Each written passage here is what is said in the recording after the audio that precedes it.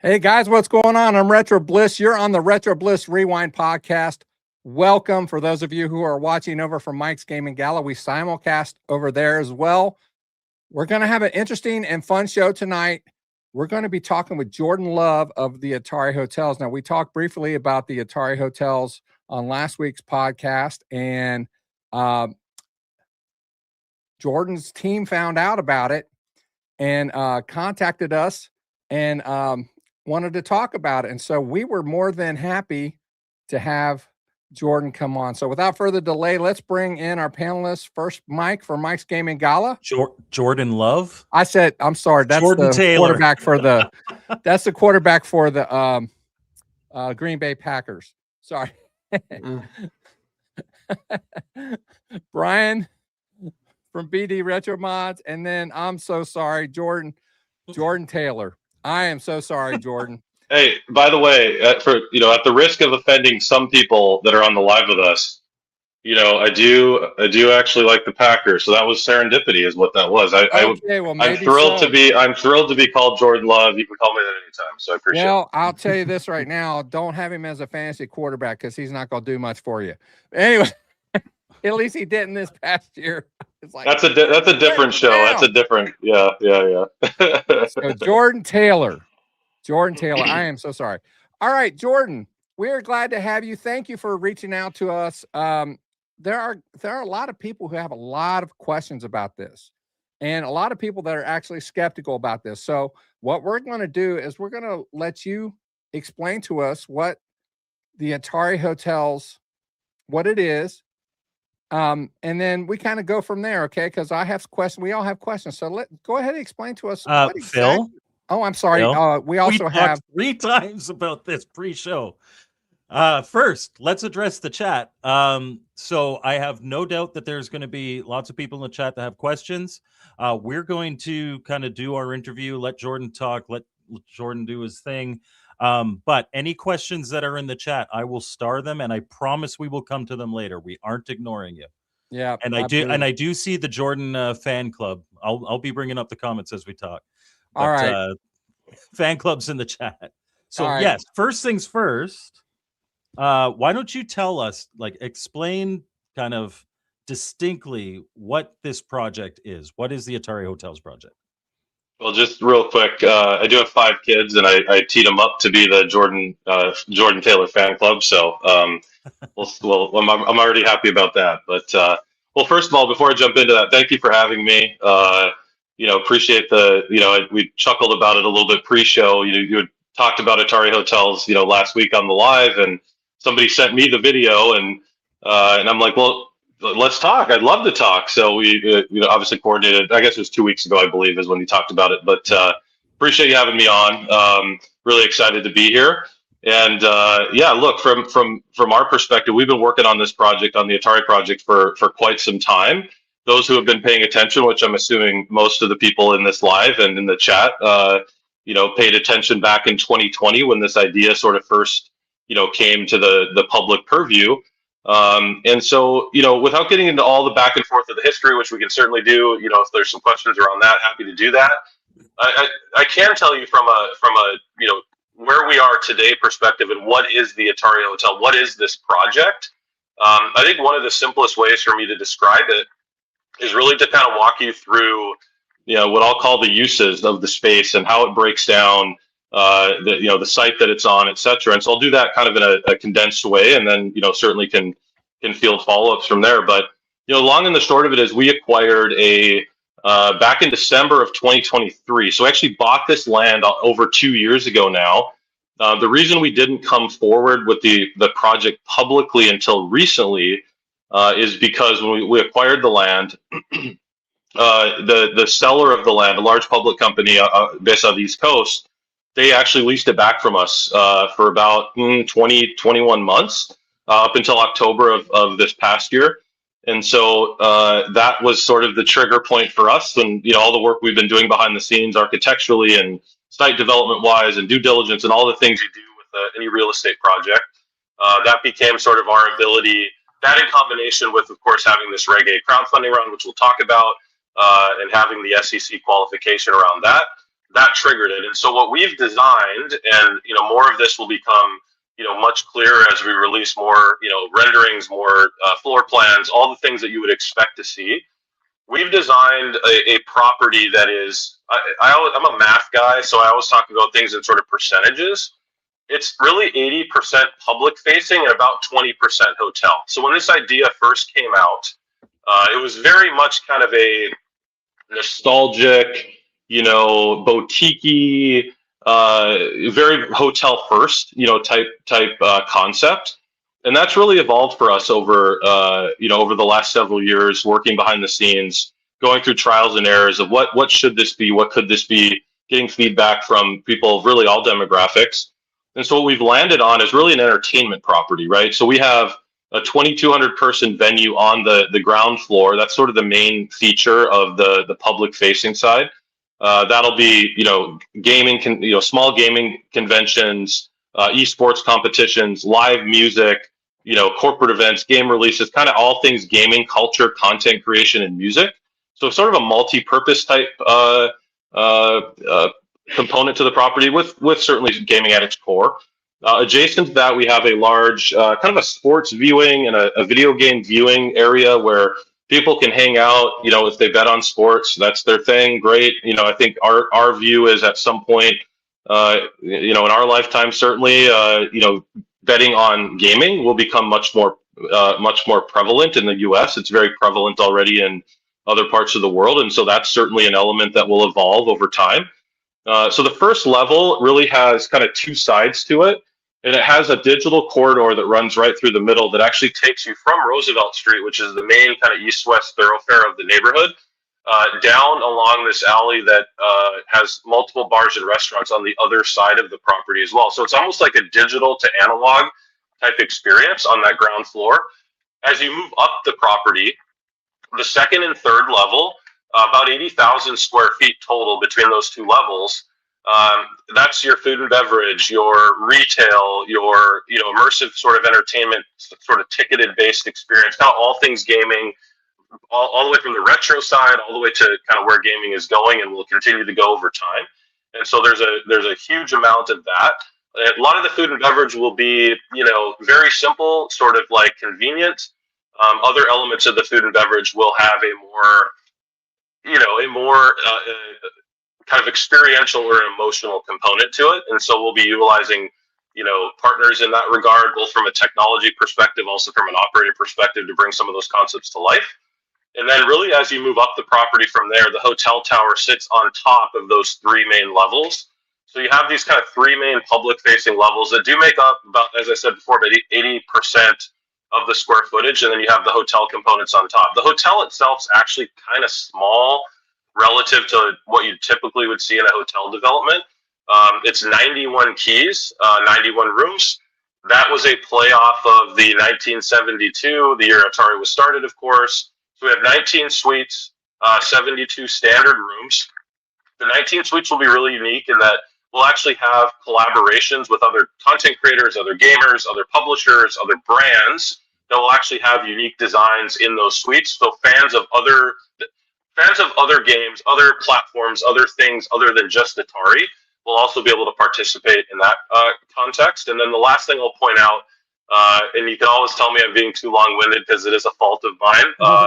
As we move up to the top floor, we have a full floor penthouse suite with a private pool. It will be available to rent at times, but the primary use of that penthouse suite is actually for a residency program. And so we're going to have different influencers, different gamers, different people that have their own followings, kind of like Vegas has done with musicians over the years. We'll have people be able to come in, stay in this property, have privacy, have their own sort of really unique experience in this penthouse suite, and then do live meet and greets with their fans, do events at the venue, film content from the property as well, which we love that sort of collaborative type approach. So hopefully that gives you at least on a real estate side of things, kind of how things lay out. That's very interesting. Now, why it's an event Phoenix? Venue first, is what you're saying. Well, it's a big part of it. I mean, that's a big part of it. But you also have on floors 2 and 3, you have a combination of kind of entertainment driven Retail, uses, yeah. retail, food and beverage, all those types of things as well, pop-ups, all the things you'd expect in an entertainment property. But we view this property not just as a place for people from Cincinnati to come out and participate, which of course that's great. But we also view it as a local asset. We'll talk about our kind of development history as well as we go along here. But we're heavily invested in Phoenix for a whole bunch of reasons. It's a market we really believe in. We want the community to be able to participate in this hotel, not just from a stay at the hotel kind of perspective. And so we love the idea of the local crowd also having a big role in bringing this together. Well, that kind of explains that. So, but if a person like me from Cincinnati, what other than the hotel would draw me there? Would you just be expecting people like me who happen to be coming or wanting to come specifically for the hotel to be there? I mean, I don't understand. That's what I'm a little concerned about. Yeah, so look, there will be a series of ongoing events all throughout the year. Like we anticipate 250-ish nights a year of different live programming that's happening, at the venue itself, right? So a 2,200 person venue, if you think about that in like a music context, you're not going to draw the Post Malones of the world, but you're going to draw that sort of second tier of musician. And we have a music partner that we'll be announcing soon that will do a lot of that programming. So if you're a music fan, that might be a reason to come to the property because you're following that musician. If you're a fan of a certain sort of content creator or gaming influencer, etc., you may come to the property to stay there because you want to see them, meet them, and experience kind of being on site with them as well. And if you're a local, like you have one analogy I would give, if you're familiar with a property in Vegas called Area 15. They brought the Meow Wolf brand out to that property. They have all these other different types of, different types of activities that people do, both coming in from out of town that the locals do as well. And so there'll always be different things for people to enjoy. Our goal as this comes to life, our goal is if somebody comes out to Phoenix for the weekend to come to the Atari property, is that they will be on property, as much as possible, right? For all the reasons you would expect when you're developing something. And so we'll not only have sort of those static experiences and those event-based experiences, but also leveraging technology and how that evolves over the next several years to create the ability for someone to come out in September and have a unique experience or go through the property and sort of have their own sort of version of what they did that time.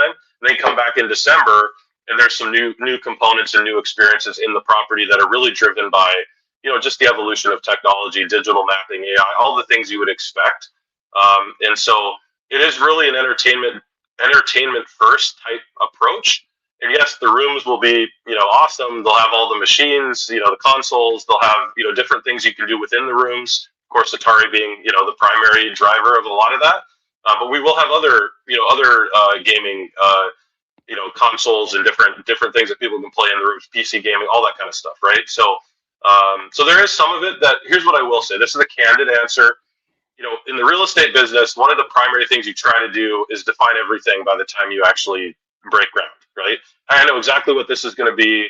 I know what, this square foot is going to be that, and this room is going to be this.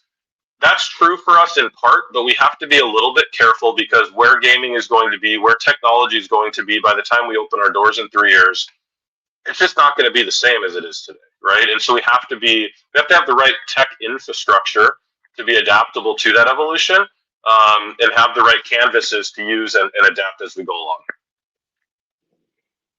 Interesting.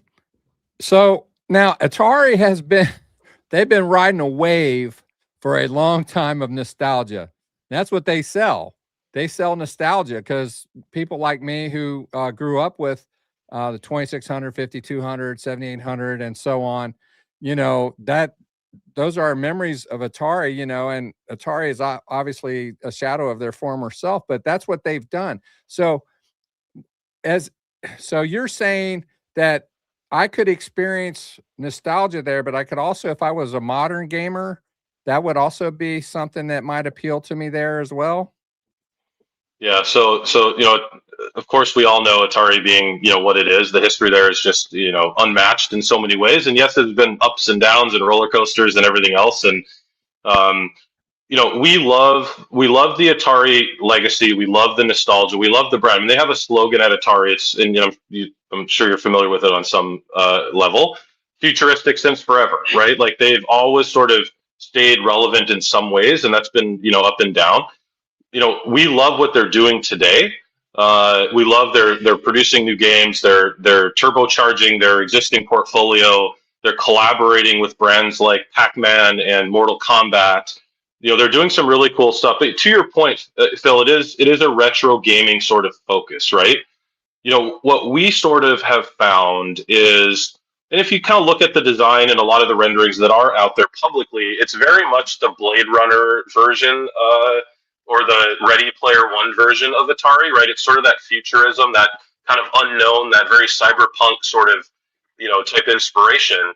And what we found with a lot of the younger generation, and I kind of fall right in the middle. I'm 42, just again, full transparency. So I came up playing, right on the tail end of when Atari was sort of falling off, and there were still consoles out, and I still played it. But most of my core memories as a child were playing Nintendo and Super Nintendo, right? And so then you've gotten into the newer generation who have been around gaming in their whole lives in different capacities. And what we've found with that generation, based on me having kids, but also the 20-somethings, etc., is it's about the experiences, about the friendships. Like my son, who's 15, he plays several of the online games, and he has his friend group at school. He has his friend groups that he games with, right? And so you have these.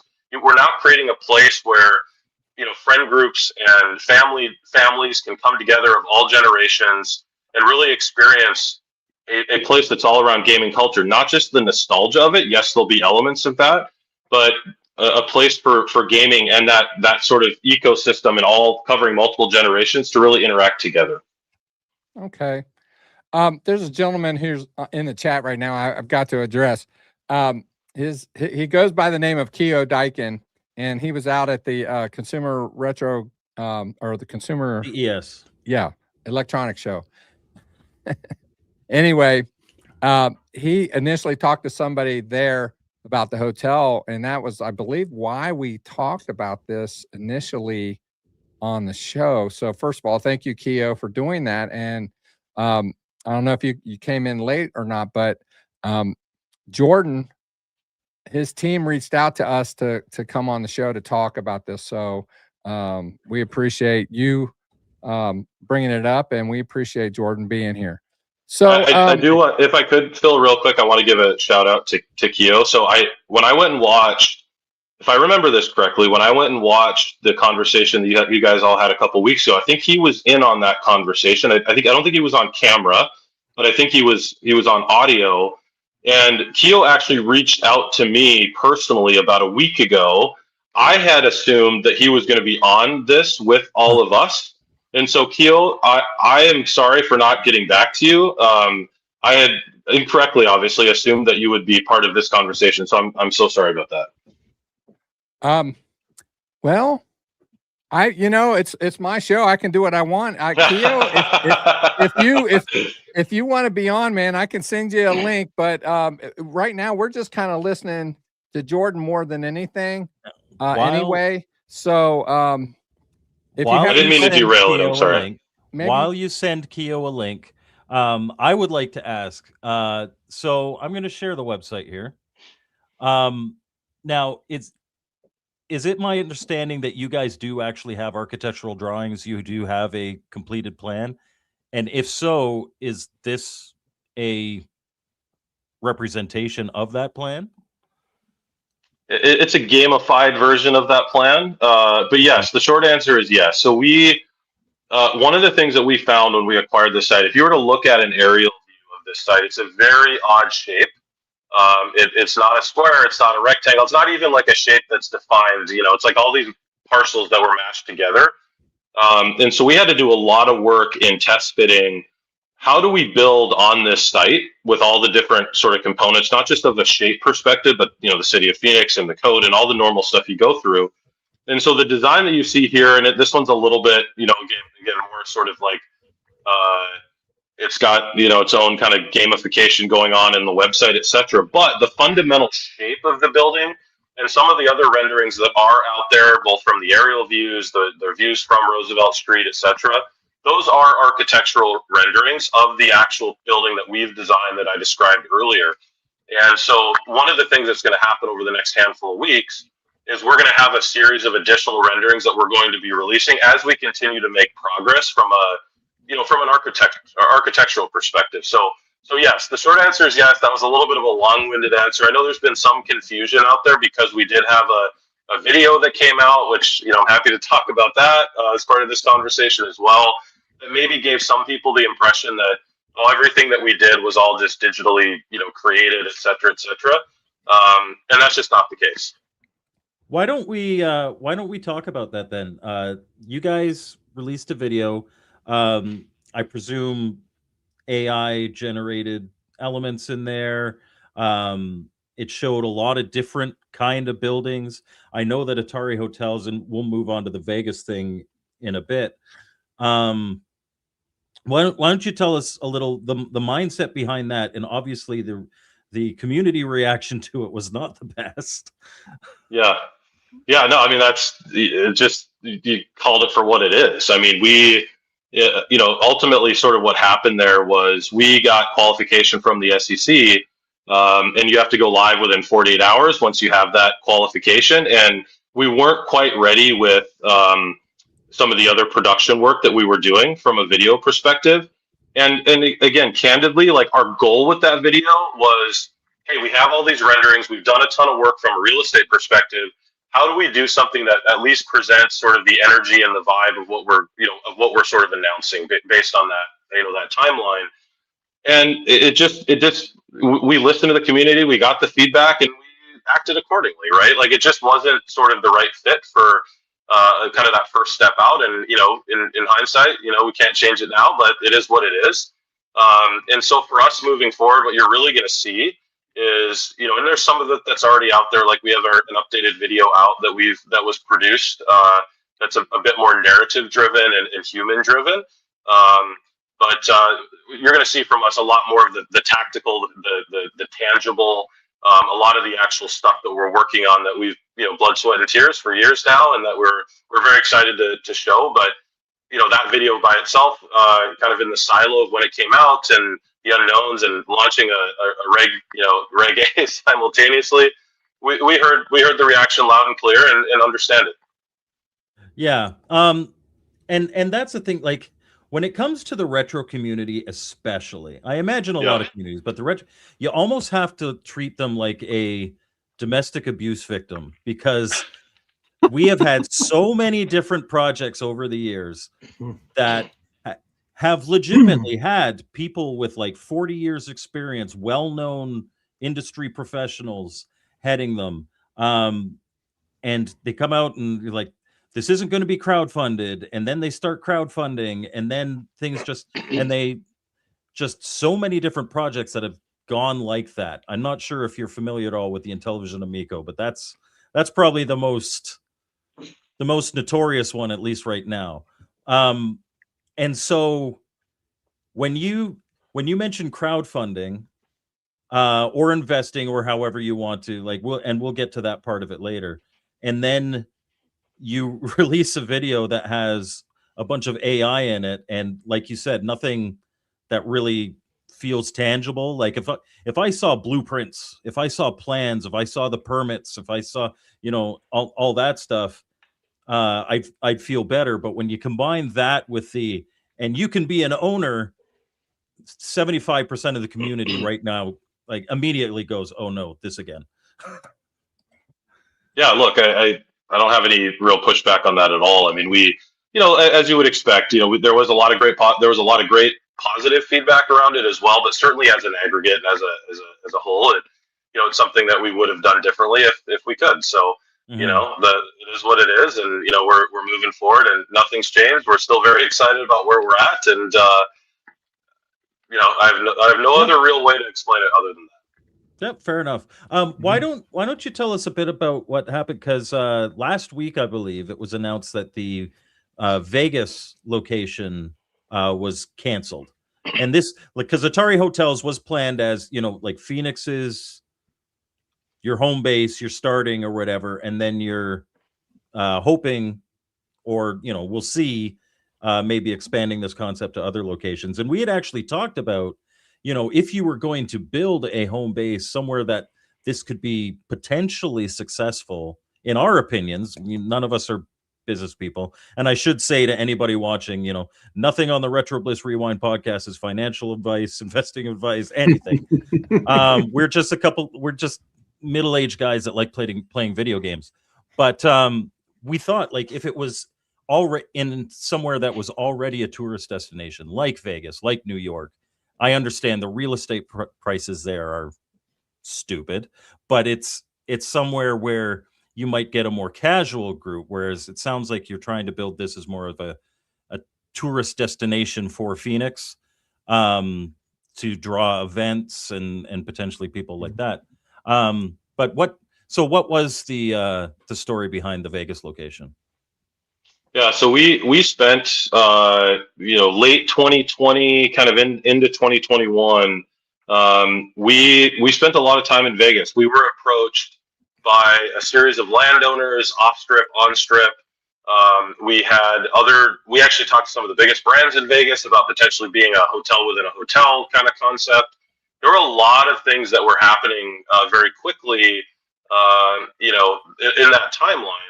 And, we just flat out, we have pursued a specific deal that we narrowed it down to.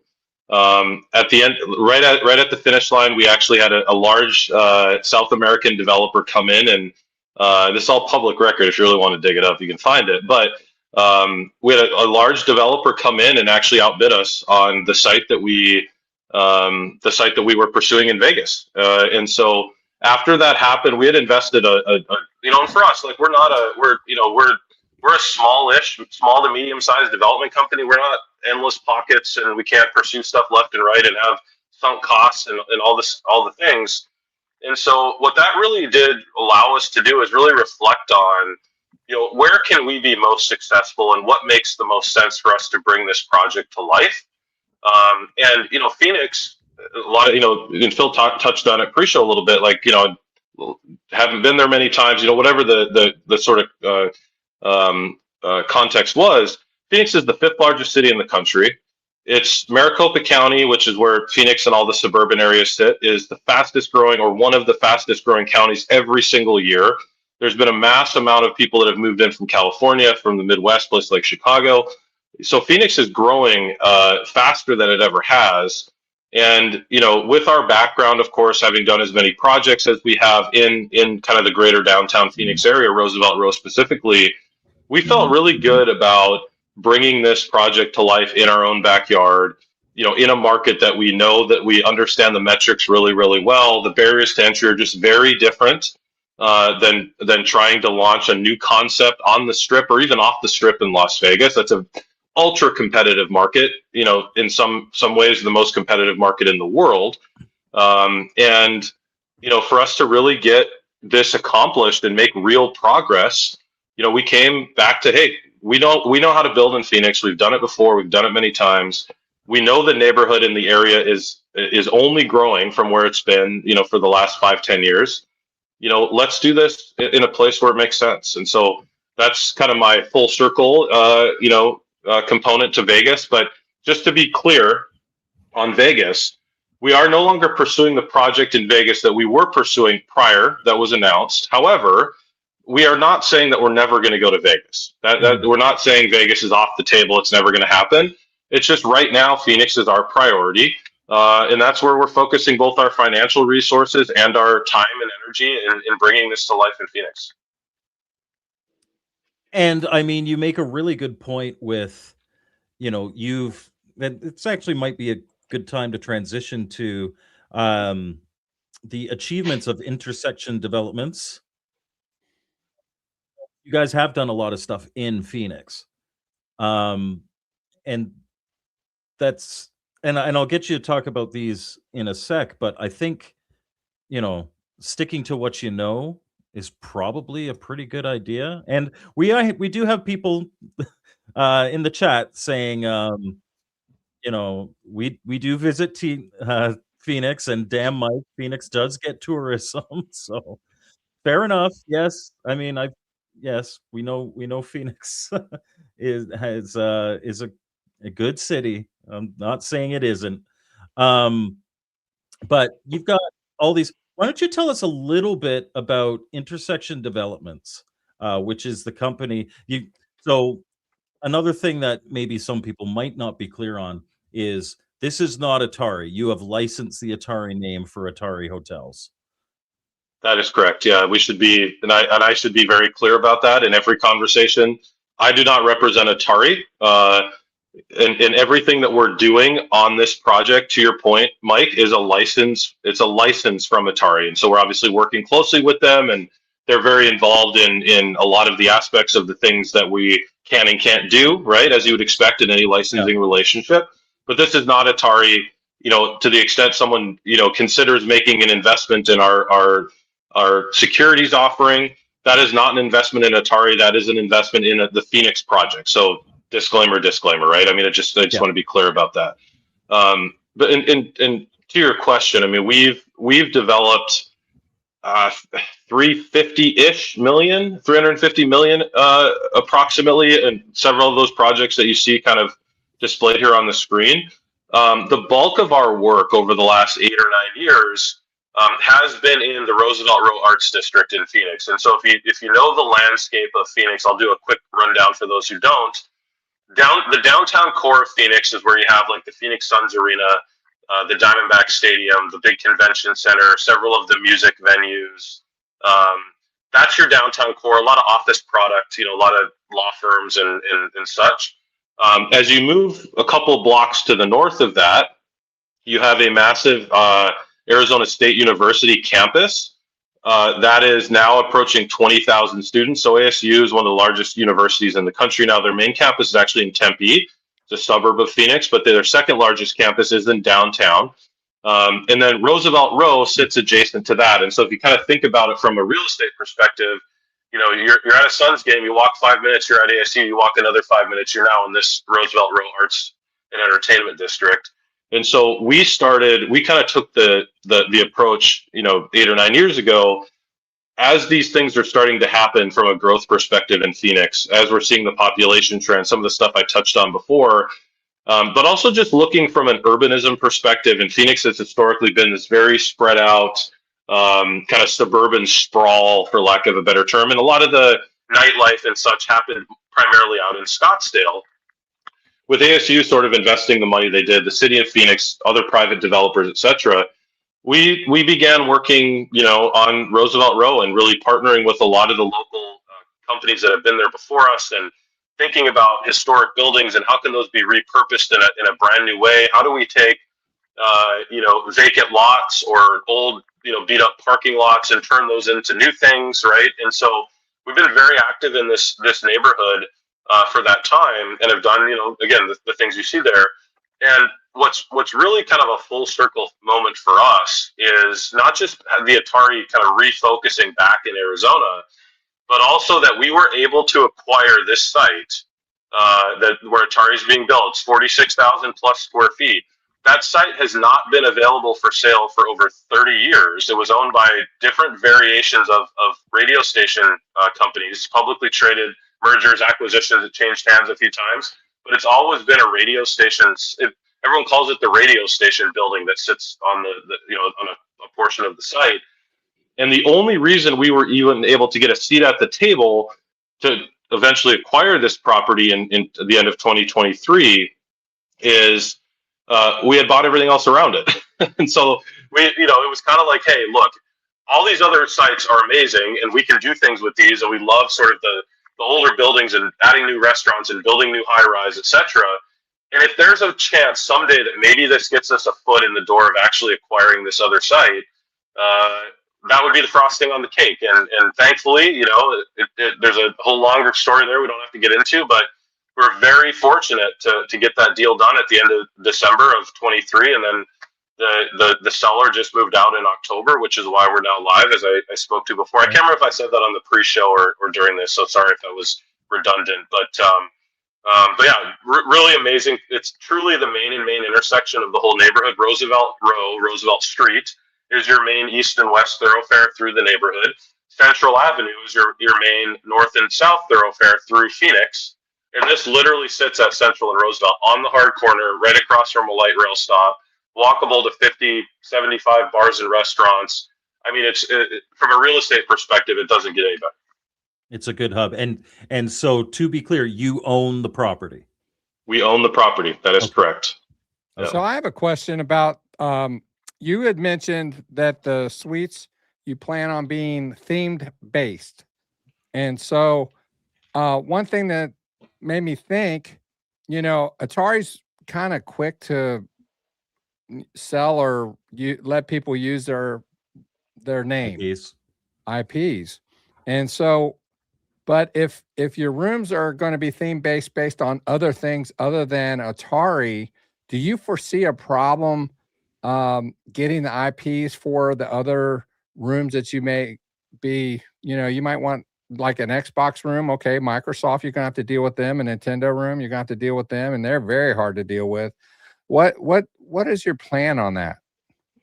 Yeah, so I do want to push back a little bit on one comment you made about Atari. I would agree with you that Atari for a long time did license out their IP very loosely and to many different people. With the new leadership that's in place, with Wade having taken over and obviously Fred no longer there, that has changed pretty dramatically. Atari's not licensing out their IP kind of like they were historically, right? So just kind of my perspective on that. Okay, thank you for that. Yeah, your question though on the rooms themselves. So I'll give you an example of one of the things we're going to announce. There's a large content creator, who's one of the top streamers in the world. He is going to be launching a suite design competition with his fans. And so we're working directly with the creator and his audience to create a unique experience for him and his audience in the property. What we're not planning to do is go to Nintendo and say, hey, can we do a Mario suite? Like, that's not what we're doing.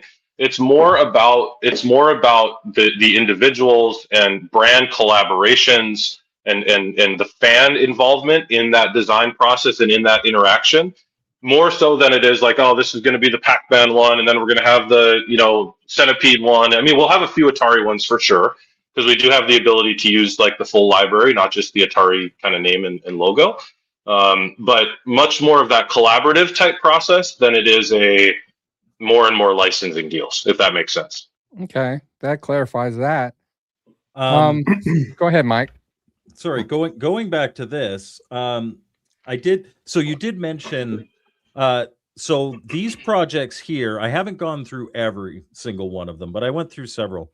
Are these all new construction? Are some of them like renovations or additions? What kind of projects are these? I'm just trying to get down to, what Intersection Developments actually has done with these, because not all of them are, when you click on this, it's like, okay, the restaurant, the bar, is that a modification or a renovation to an existing building, or built from the ground up kind of thing? So the simple answer, and I'll expand on this, I'll be a little tongue in cheek for a second. The answer is yes. So it's really it really does depend. So there are several of them where we've come in and said, hey, we want to honor the character of an existing building. That building may be historic, it may not be historic. We want to honor sort of the history and the character of that building and reimagine it, re-envision it in a new way. As you're seeing here, a lot of that, certainly in this neighborhood, has been trending more toward public-facing uses, right? So these older buildings that have maybe been like law offices and nobody ever has stepped inside of these buildings. Like, this is a great example. So 214 East Roosevelt, it's a 15,000 square foot building. It was built in the 40s and 50s in two phases. It historically was a warehouse way back. And then it evolved in the 90s and 2000s into a large photography studio with a tiny little coffee shop in the front. And then it evolved multiple more times. And when we came in and acquired it, we worked with several local partners to kind of envision this building sort of into the future, right? How do we take this amazing, these bow truss ceilings and this amazing architecture that's in place and think about the uses that the public would want? And so we added multiple restaurants. We added an additional office component. There's an art gallery and an event space. So that was an existing building and still sits there today. If you're in the neighborhood, you can visit any one of these. The times where we build new are when we're coming in and we're acquiring a vacant lot altogether. That's just a dirt lot that someone's just been sitting on for, in some cases, decades, and we're building something from the ground up, or we're acquiring a surface parking lot and building something from the ground up, but incorporating parking into that development to replace the parking that we're now taking, right? And so we've done kind of everything across the board in this neighborhood, and that's a project right there that literally will break ground in about 45 days. That's a $50 million development that's multifamily, but also has office and restaurant and 3 levels of parking, right? And so it really is a blend of all of the above. Interesting. Okay. And probably help to bridge to the next big topic. How were these financed? Are these do you finance these, or are these partners, or are you commissioned? I'm gonna nerd out a little bit. I will apologize to you and the audience. I actually am a CPA by background, so not always the greatest sort of selling point, but that's just who I am. That's my DNA. I'm a very numbers driven guy. So every deal that we do, every project that we do, we set up it's a special purpose vehicle investment. And so every single project we've done that you showed on the screen, we set up a capital structure for each of those, in which a lot of our projects have the same investors because they've invested with us in several projects over the years. In some cases, every one of them. Myself and my partners always have at least 10% of the money in any deal as our personal money. So that's sort of our, and oftentimes it's more, sometimes it's 20%. So we're always personally invested. And then we have a series of private investors that we work closely with on every project that we do. This one's unique in that one, it is larger. I mean, it's a lot of our projects have not been this big historically, although we've been involved in bigger projects. This is a big project for us, just to be transparent. $124 million is not a small amount of money for most people, I would argue. But no, all joking aside, we have the $14.5 million that we've already invested is a combination of our own personal money and a series of our investors that have come in, acquired the land, started working on the pre-development costs, etc. Obviously, the Reg A is another component of the capital that will participate in the ownership, just like right next to us, no different. That's a pari passu investment next to all the original investors, including myself. And then depending upon where the Reg A lands and how much money we ultimately raise from that offering, then we'll supplement the rest of the equity with more of those private investors and/or a couple of the families that we work with on the family office side, right? So we'll see how things play out. We have until December of this year. The way that the raise is set up is once you get qualified with the SEC, you get a 12-month clock. And we got qualified in mid-December, December 18th, I believe it was. And so we have until, call it December 18th of 2026 for this offering to be available for people to invest. And we'll ultimately get the feedback and we'll see where we end up when all is said and done on this. There are several protections in there for investors. I'm happy to get into if we want to talk about that now. We can do it later. But we did set this up in a way where those investors that are coming in with $500 or $2,500 or whatever, there are protections. One, because the SEC asks for that, because this still gets a year and a half to get approved, just for the record. Like, it wasn't a 3-month kind of figure it out.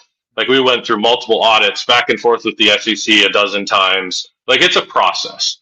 And it's meant to be that way so that people, when they do invest, unlike a Reg CF, which is a little more loosey-goosey, a Reg A is far more protective toward investors to ensure their money is not being, used in ways it shouldn't. that actually, you know what? I have absolutely no problem with you nerding out with numbers. My dad's a CMA, so it's one of those and also like if you're asking for money in this project, and we might as well move on to that.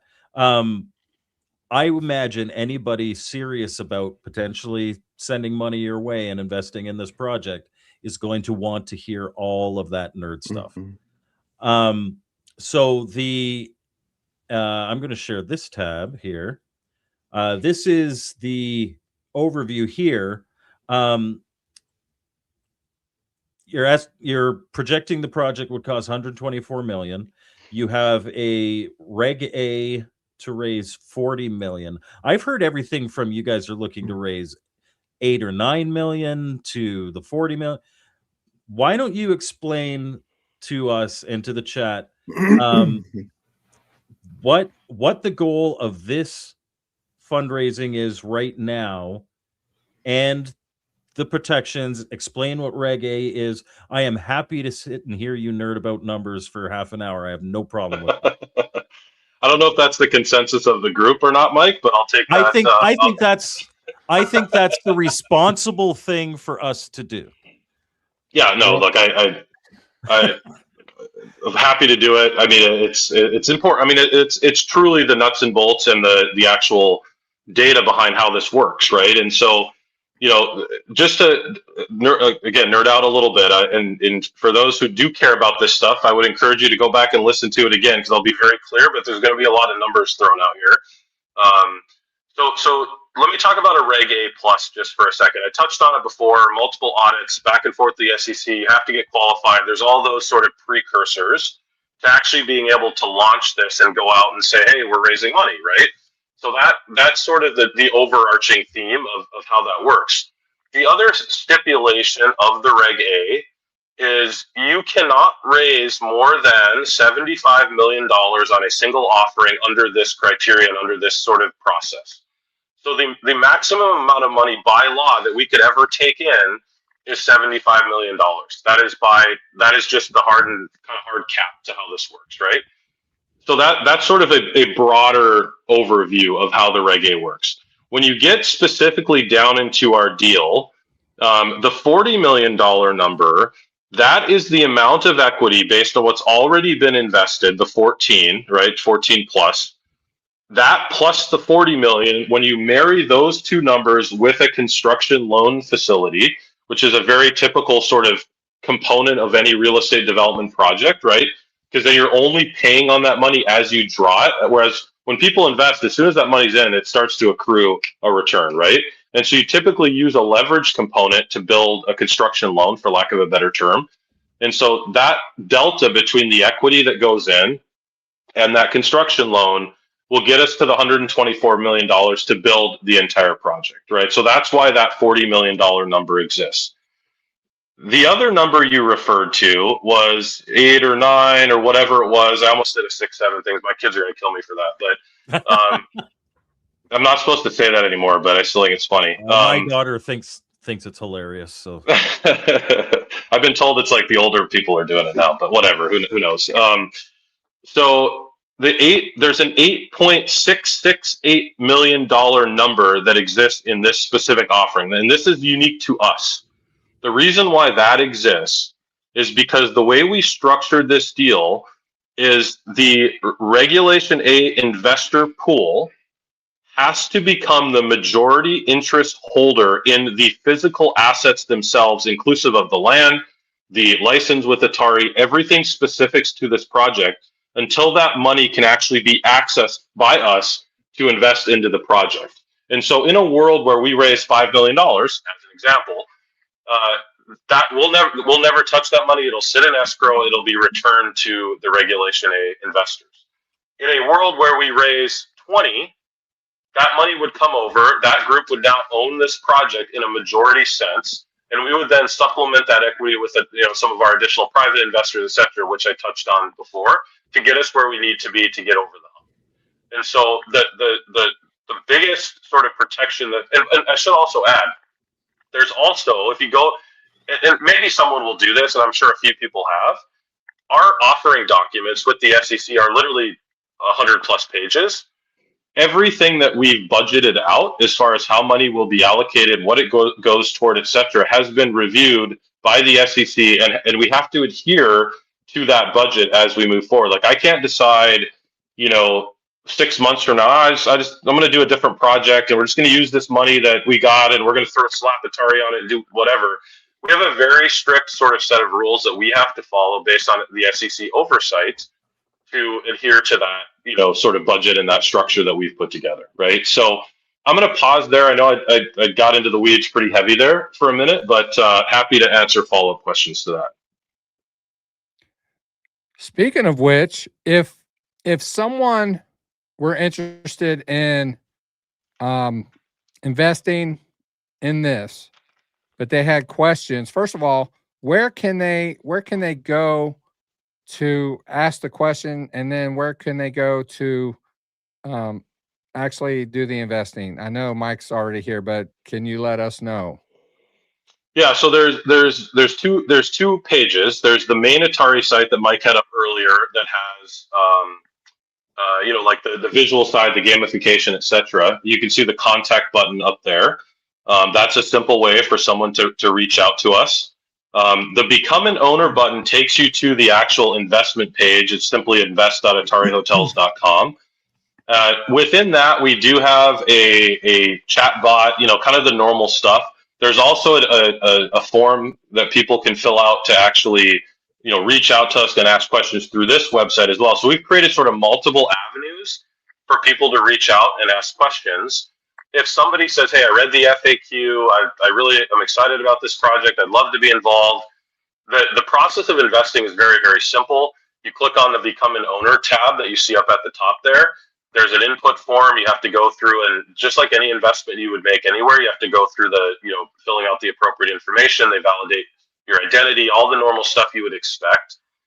Very, very simple. But as far as people getting in contact with us, there's multiple avenues to do that on both sites. Very good. Keo's entered the chat. Yeah, How's it Keo going, made Keo? it.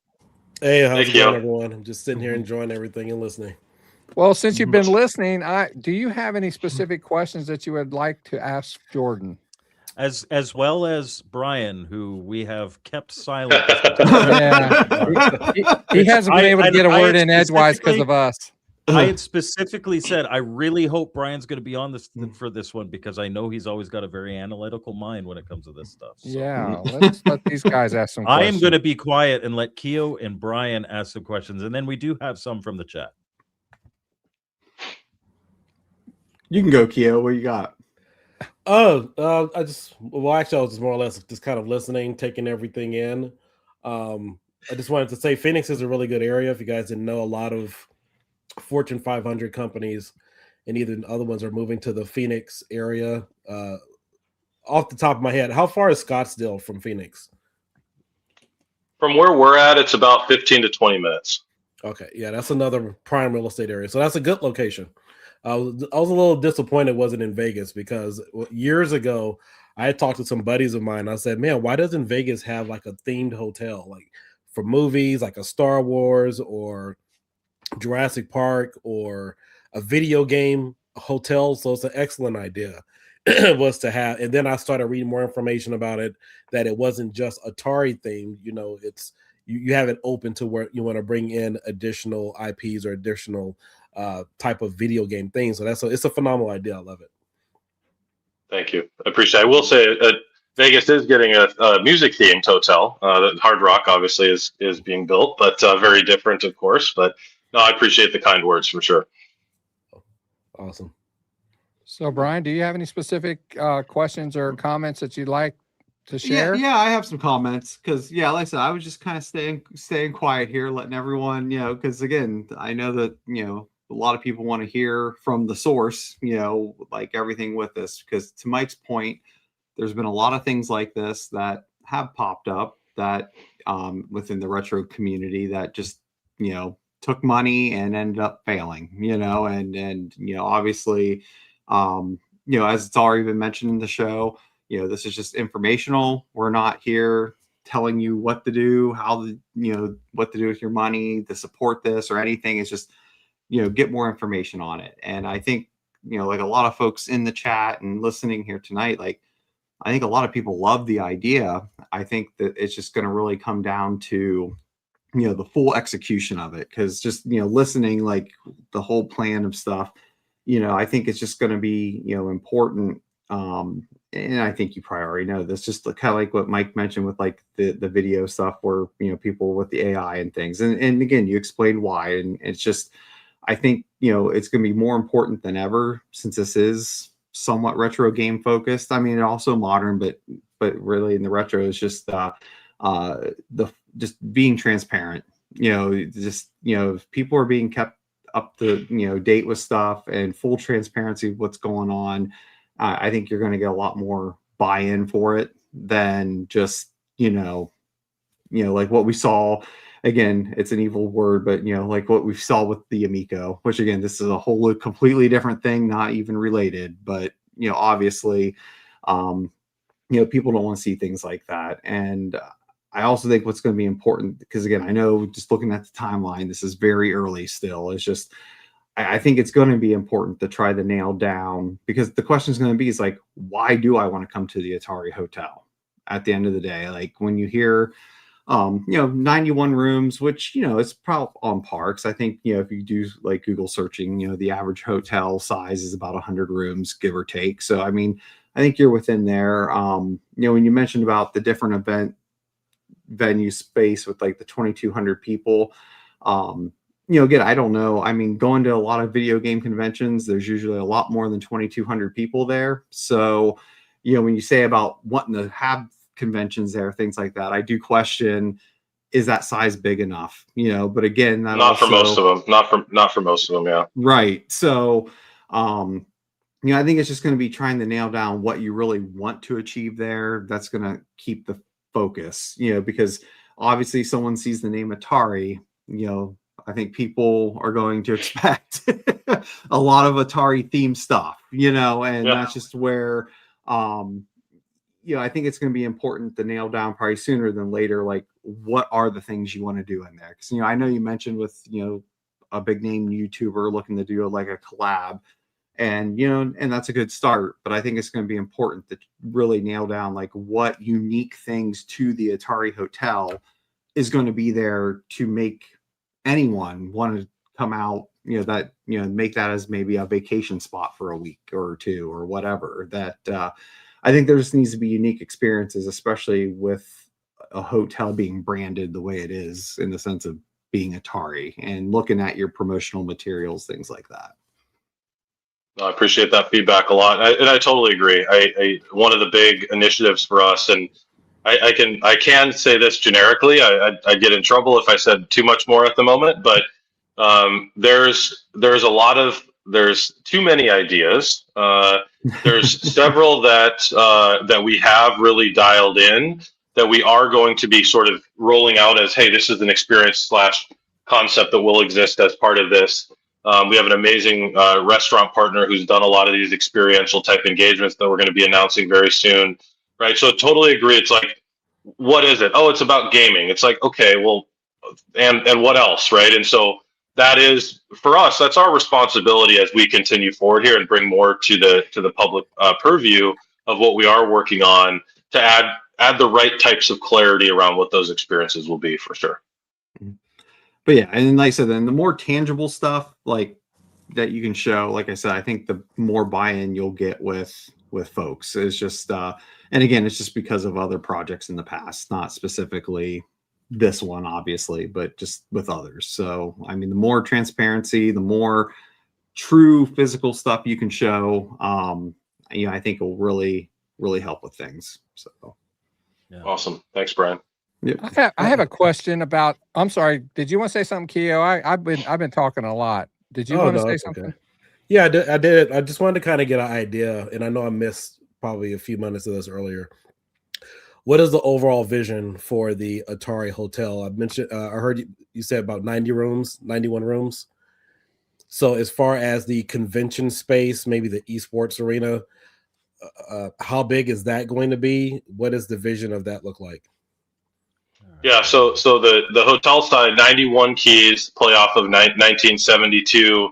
Obviously, the year Atari started, 19 suites, 72 standard rooms. Just to clarify that, I love that sort of Easter egg personally. You know, I'm biased, of course, but um, from a venue perspective, it is truly a multi-purpose type venue, and so to the extent, and to your point earlier, Brian, about conventions, I mean, there's not the ability for us to host the larger gaming conventions, of course. Like I'm wearing a shirt from Portland Retro Gaming Expo that is one of the best shows in my opinion. We can't host that. I mean, that's a big show, and so we will be focused more on game specific type shows, certain product release type get-togethers, esports like actual competitions, etc. We can have 2,000 plus people in there, participating in that from an audience perspective. The music side of things is another area where in Phoenix, if you kind of peel back the onion as to what types of venues do the best from a music perspective in the Phoenix market, it's that 1,000 to 2,500 cap type venue. And so we're working closely with a partner on that. And then as you work up, beyond that first level, you're going to have, retail, food and beverage, immersive experiences with other brands, collaborations. And some of that we will be announcing. Some of it we will define. There's two specific concepts that I'm having the hardest time not telling you what they are right now because I'm so excited about them. That I think will help. I think they'd help. Sort of the general knowledge. Like, okay, like that makes sense. So those will be coming out soon.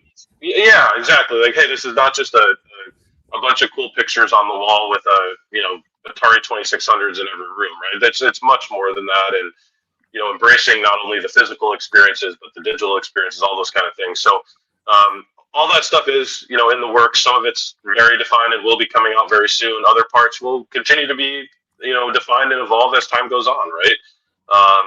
But at the fundamental core of it, I mean, this is all about gaming culture, pop culture. I'm a big collector. I mean, that's another component to this I haven't spoken to. Like, if my kids are still watching, they're laughing because they know how bad this is.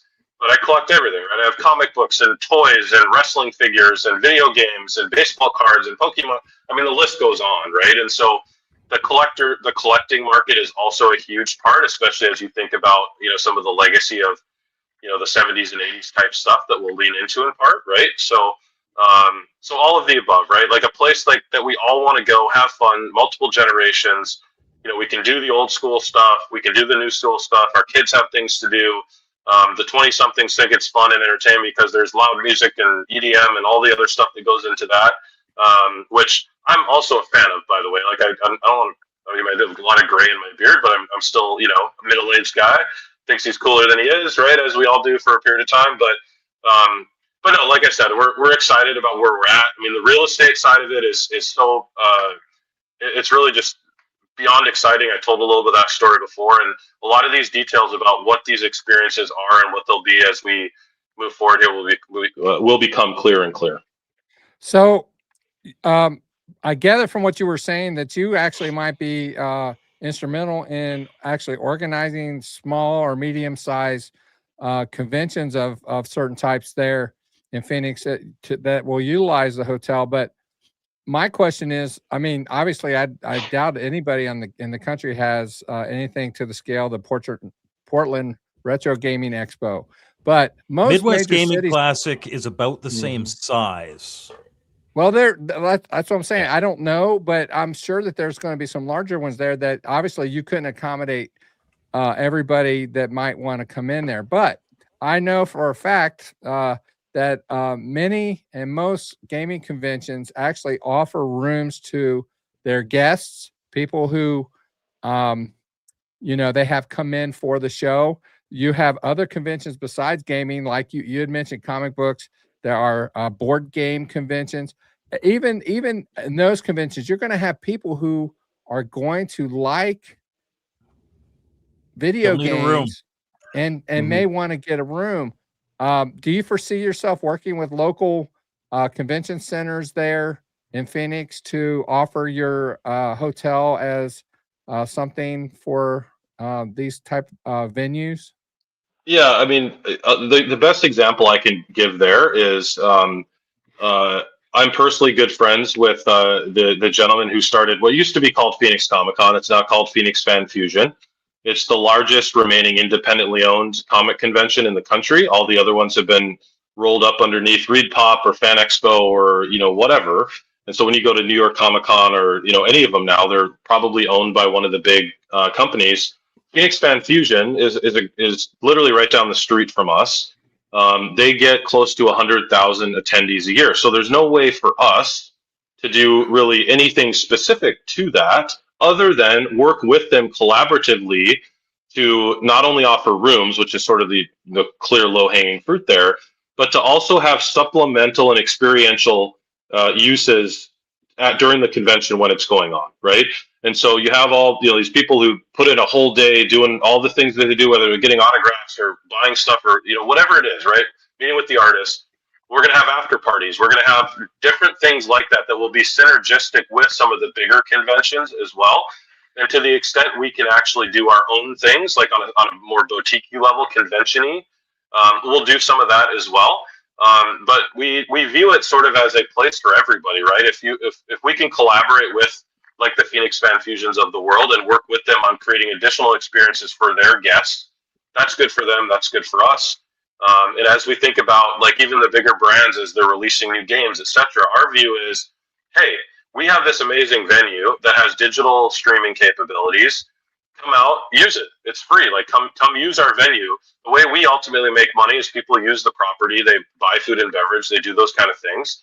But our ultimate goal with the venue is to really have it be a place where, like the Chinese theater in Hollywood is for movies in a lot of ways, right? Where ultimately a lot of things can happen out of that venue, not just physically, because it is limited in its capacity, but also can become a broadcasting capability for somebody that wants to do something on a VIP level in a physical setting, but then have a broadcasting component out to a much larger audience. Speaking on a little bit of the technicalities when you're talking about broadcasting, can you speak of the network infrastructure that's going to be available to that hotel? Whether you're asking the wrong guy about the technical infrastructure. So I'm going to say that is not a question that I'm comfortable answering. But no, all joking aside, well, we have technology partners. One of the ones we're already working with is Intel. That's out there in the purview. So we have the right team around us that are experts in that specific area and in those areas, because it's more than just one thing. To make sure that our infrastructure is built out in a way where we can actually do the things that we need to do, both in kind of the present, but also into the future. The funny thing is that's actually the industry I work in. I work for Ross Video. We do the event space video boards and stuff for like NHL, MLB. Oh, nice. Yeah. So you should ask Mike that question, Keo. He did a better answer than I would. Obviously, I don't have any drawings for your building. Unless there's any more from the panel here, we do have some chat questions. I was just say, looking at about what time it is, it's probably good to hit the chat questions. Okay, so, and not all of these are completely serious. Jeremiah Thomas, I want to know if we're getting a giant breakout like the National Video Game Museum has giant Pong. Well, I will say one. Some people I'm sure know this, but for those that don't, one of the fun Atari history things that I love is Steve Jobs and Steve Wozniak's involvement in Breakout. I think that's such a cool sort of historical fact that a lot of people don't necessarily know. Look, so we are going to be doing like one idea we've had, and this is something that's actually not terribly hard to execute, is to actually have a robot building an Atari 2600 in real time as you walk into the hotel lobby. So kind of thinking about like the old school meets the new school kind of mentality. There will also be plenty of sides of buildings, adjacent to us. Like one of the things we're going to do before we actually go vertical on the construction is we're actually going to have gaming capabilities on the side of one of our buildings adjacent to the site. And people are going to be able to come up and play on the side of the building. So stuff like that, certainly. But I love the question. I can't say we have a specific giant breakout plan at the moment, but I appreciate the question. Yeah, okay. And then Crypto Coffee. And some of these we may have already covered, but, reiterating doesn't hurt. With the Vegas hotel being ruled out, what is the funding gap currently, and when would you estimate enough would be made to officially lead to breaking ground? Yeah, so just to reiterate some of that, so the Vegas project we were pursuing a handful of years back, we are no longer pursuing that specific project. However, Vegas may be in our future. We haven't completely ruled it out. We're still open to it, but we are heavily focused on Phoenix right now. This is our priority, and this is what we're spending our time, effort, and money on. As it relates to the funding side of things, so we have 14 plus already invested. The target raise of additional equity under this Reg A plus is at 40 million. That we touched on a little bit earlier as well. I will add the caveat to that we cannot and will not access capital from the Regulation A offering until we hit $8.668 million. That's technically the exact number. That money will then be used for that Reg A entity to acquire the majority interest of the development site, the Atari license for the project, etc. And that's when we'll start to move forward in development. But we won't go to the full vertical development until we've raised the full 40 million that we're currently out seeking. Okay. And I'll rephrase this one. He says it sounds ambitious. Where is he getting the money for all that? Is this current fundraising, is this your only source of funds, or do you, like you mentioned, you've got partnerships in Phoenix? I imagine there's probably some tourist generating government funds available for something like this. Are there more avenues than just go onto the site and do your $500 and hope you get enough people to get 40 million? Or yeah, and I think this ties back to what we talked a little bit about before, right? Where we've done over $350 million worth of projects that we've raised capital on, private investment, family office, type money historically, and so the amount that's been invested to this point has been through a portion of that network, that 14 plus million that we've already put into the development. And so we are actively working privately with other family offices, with other investors, in complement or in supplement with the Reg A being live. And so it is not the only source of capital for us, and we'll continue to work on those additional angles and avenues, on a parallel path. Will there be themed floors and or rooms? Being a gaming themed hotel, there will be plenty of gaming options available inside the rooms.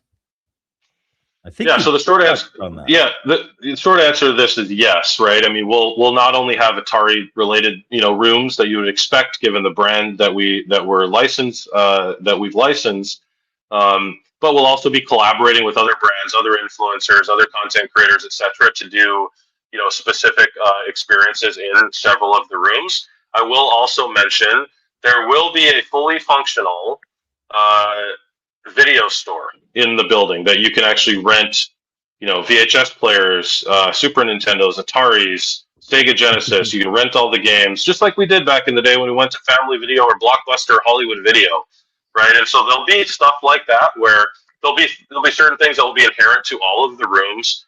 But like you can walk in and be like, hey, I want to play Mario 3 on original Nintendo. I'm gonna go rent my Nintendo and my Mario 3. I'm gonna go play it, in my room for whatever, right? So all of those types of experiences will be available. All right. Cannabis Kid asked something that I think is covered by most government regulations for new constructed buildings. But what about special needs wheelchair and accessibility options? Yeah, for sure. No, it's a great question, and the city of Phoenix does have a very specific set of criteria for any project, not just this, for accessibility to ensure that anybody that has that type of a need has the ability to access every component of the property. So our property will be no different. Even if we said, hey, we didn't want to do that, which obviously we would, but the city of Phoenix does require that.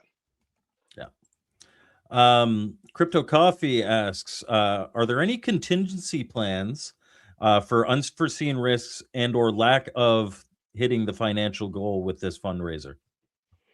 Yeah, so the main contingency, as I spoke to, is that we won't access the funds until the Regulation A group becomes the majority owner of the actual physical real estate itself.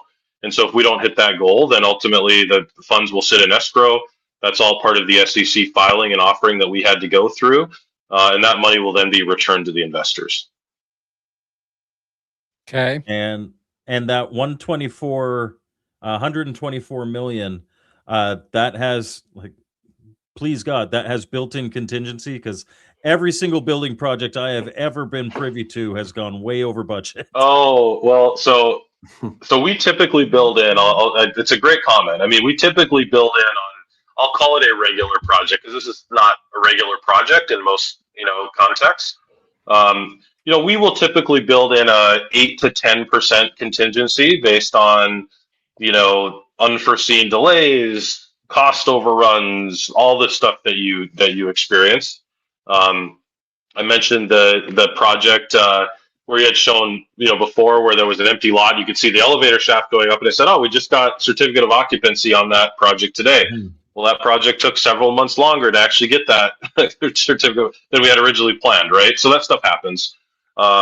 Ultimately, in this project, we have about almost 30% contingency baked in right now. So it's going to be our goal as we get further into development, design, all the things that we're working on. It's actually our goal to bring that $124 million number down, right? Because that has a pretty heavy baked in, sort of just there's some unknowns still here, right? And so, but it's very, very heavy contingency baked in at the moment.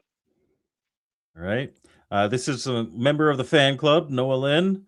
Says, can Stray Kids collaborate with Atari Hotels, please, Mr. Jordan? It would be so sick. That I will be full disclosure. That is my oldest daughter, and so she already knows my answer to the question. So thank you, Noah. All right. Megantron YT says, will there be souvenir gift shops that will focus on retro? Sounds like you've already said yes. 100%. I mean, I am also the proud owner of a sports card TCG collectible shop right down the street from this property, and so I know that business really well. And we will have all sorts of collectibles, pop-ups with exclusives, different brands we'll partner with, but a lot of the old school stuff too. Like I have graded Atari video games from the 70s that are still sealed with high grades, and I don't know if you guys follow like the Wada world with grading video games, but all of the above. So yeah, totally into all that stuff. There'll be sort of your basic stuff all the way to higher end collectibles as well. All right. And she says, and I think you've answered this one too. And if I missed it, I'm sorry, but will there be a way to have the gameplay experience in your room as well? Yeah, not only in a static sense of being able to play games in your room, but we'll also have the ability for sort of an in-network gaming sort of experience as well, where you can game against other people on the property and that kind of stuff with leaderboards and all that kind of stuff. We'll have constantly things going on like that. So, or if you just want to play in your room on an old school Nintendo or an Atari, that's great too. That sounds fun. Crypto Coffee says Blade Runner themes too. Totally. Probably loosely if you're going with the dystopian future. I was asked by our architecture team early on in this process, so I have to take the blame for this. For those who don't like it, it's my fault. What would be like your vision of like the design inspiration for this property? I'm like, just Blade Runner, that's it. Blade Runner, I think would get depressing after a couple days. Yeah, totally. Yeah. Dystopian for sure. Mix in some of the fantasy Retro Player One or Ready Player One stuff. Yeah, true. Atari 1212 says, will you showcase retro computers, Atari 8-bit, Mac, Amiga, PCs? Yeah, the goal for us is to have really gaming of every generation and every level. So 100%. All right. And then Keo, it's a starred comment here says, Keo has one more question. Take it away, Keo. Yeah, I just wanted to know, I'm not sure if you already mentioned this. Can you speak on the aesthetics of the actual hotel, like the type of sink, countertops, the quality of the beds, quality of the linen? I know we're talking a lot about video games in a hotel. but it is a hotel. So is it? I'm just using this as an example. Motel 6 quality, or are we talking about like a Aries or a Hilton type vibe? You know, just trying to get a feel for, hey, when I lay my head down, I'm at a, you know, I feel like I'm in a Royal Caribbean icon of the seas. Well, Have you've you seen been the in beds. both? Have you been You've in a seen- Royal Caribbean and a Motel 6? Yes, I have. You've seen the beds in Tron. It's just a bench. Yeah, that's living the simple life. No, so the analogy I would give to that question is, you know, in the hotel world, you have sort of a star rating, right? You have your 1-star hotel up to your 5-star hotel. I don't want to insult Motel 6 again, but it seems like the theme. So maybe they're a 1-star, and then, you know, you have your Four Seasons and, you know, those kind of things kind of on the higher end. We will be right around that 4-star range. So this is not a luxury property, but it is going to be nice, right? It's going to be done well. And certainly will not be cheap in any capacity, both from an physical experience and a technology perspective. And so I would say right in that 4-star range is where we'll be. Okay. Fair question. It's funny. You can really see where people's heads are. There's the people that are asking about the hotel, and that I would say that Keo and Phil fall into that. And then there's the people who's asking like, okay, how are we going to get to that? I don't really care so much yet what that is. It's the bridge, and that I think that's me and Brian right now. But that's all the questions from the chat that I have here. I think that I've really appreciated hearing from you. I know everybody here probably feels the same way. I do feel a little bit different about the project than I did when I first heard it, and that's a positive thing because let's be honest, when I first heard it, it was not a positive reaction from me, and probably from a lot of retro people, retro folks. As always, I do want to reiterate that nothing said, like, if you're going to, anybody investing in anything, talk to a financial advisor, please go through the documentation. Hopefully, like Brian said, hopefully there'll be more tangible stuff available publicly, or at least easily available publicly on your website soon. I think that would help ease a lot of the concerns that have been found. But I've really appreciated hearing you talk and being candid about the project. So thank you very much for being on. Well, thank you guys for having me. It was super fun to chat through this, and I'm glad it worked out. I love doing this, and really appreciate the questions and the conversation. And the future is bright, and we appreciate everybody listening in as well. I think the fact that Keo and I were asking, what is it? And Brian and Mike saying, how you getting there? We had a lot of variety of questions tonight, and I think a lot of them have been answered adequately for people at least who are curious about this project to see, you know, what it is, how you, like you say, what it is, how you get there. So hopefully we were able to help provide some information. Again, we don't say to do it or not to do it. We're just saying, hey, here it is. And we had Jordan come in, not Jordan Love, but Jordan Taylor. Sorry about that, man. I feel so bad about that. I don't know why I had Jordan Love on my mind anyway. I'm sure he doesn't mind. He's going to be walking around his entire business shit. I'm Jordan Love. That's right. Best compliment I've ever received. An accidental one. It was great. Well, Jordan, I want to extend an invitation to come back when this happens. We want you back on the show to talk about how you got there and how it's going. And I would love, if I'm in that area or if I have a reason to go there to visit, for sure. I mean, that's definitely something that it appeals to me from what I'm hearing. So again, Mike, Brian, Keo, Jordan, all you guys, thank you for being part of the show tonight. I think it was very informative, and thank you for everybody who has been watching it. We went a little over tonight, more so than normal, but again, good show. And we're going to be back with Jordan at some point, and we don't know when. Hopefully, you expect this to be done in like 2028, I think I saw. Yeah, end of 2028. Yep. Okay, all right. Very We can good, talk very before that. good. We don't have to wait Oh, 3 yeah. years, guys. I mean, come on. All right. Well, if there's contact either Mike or I, and if you want to talk about something, let us know. Let us know if it's prior Sounds to great. it opening. So let me get things ready here because I have been known to screw up endings. But anyway, you guys have an awesome day, and we will see you next time on Retro Bliss Rewind.